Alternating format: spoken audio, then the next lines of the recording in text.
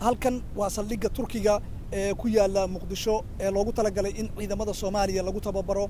saldhigga waxaa la furay maanta oo ay ka soo qayb galeen taliyaha ciidanka Turkiga, sidoo kale waxaa ka soo qayb galay mas'uuliyiin ka tirsan dawladda Soomaaliya.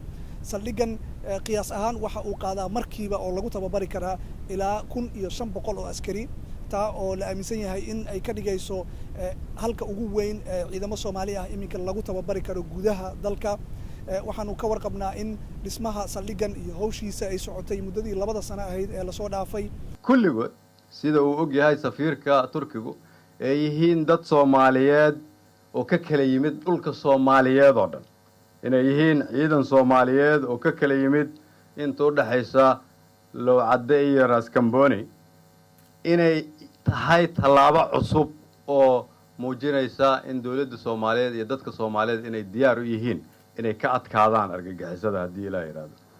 Turkidu waxa ay wax badan ka caawinayeen Soomaaliya dhanka kaabista miisaaniyadda, sidoo kale waxa ay diblomaasiyadda marka laga hadlayo Soomaaliya ay u soo jiideen indhaha dunida markii 2011 abaarta ay Soomaaliya ka jirtay oo madaxweynaha iminka Turkiga Rajab Tayyip Erdogan oo xilliga ahaa ra'iisul wasaaraha Turkiga uu Soomaaliya booqasho ku yimid.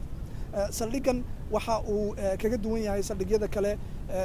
tababarayaasha gabi ahaan waxa ay noqon doonaan ciidan Turki ah oo si gooni ah loogu sameeyay ama loogu diyaariyay in ay ciidamada Soomaalida halkan ku tababaraan. ciidamadan hadda ay tababarayaan wixii ay siin lahaayeen ay ugu talagaleen waa keeneen, hadda diyaar waay. waxaan la soconaa dad badan aan caawiyo wax noo tababaro, laakiin wuxuu ku leeyahay markii aan tababaro adiga wax u keenso, aniga warshad ma lihi. وقتين قاعد وما هلي كري قرن وما هلي كري، لكن دبعتوين كان قبلين كمد أحد. طبعا لو تببرايا مركي لا تببرو والإسكسي ديناي. waxaa la isweydiinayaa waxyaabaha ay ka tari karto in ciidamada Soomaaliya ay mar kale awoodaan in ay hantaan ama ay u suura gasho in ay la wareegaan awoodda dalka.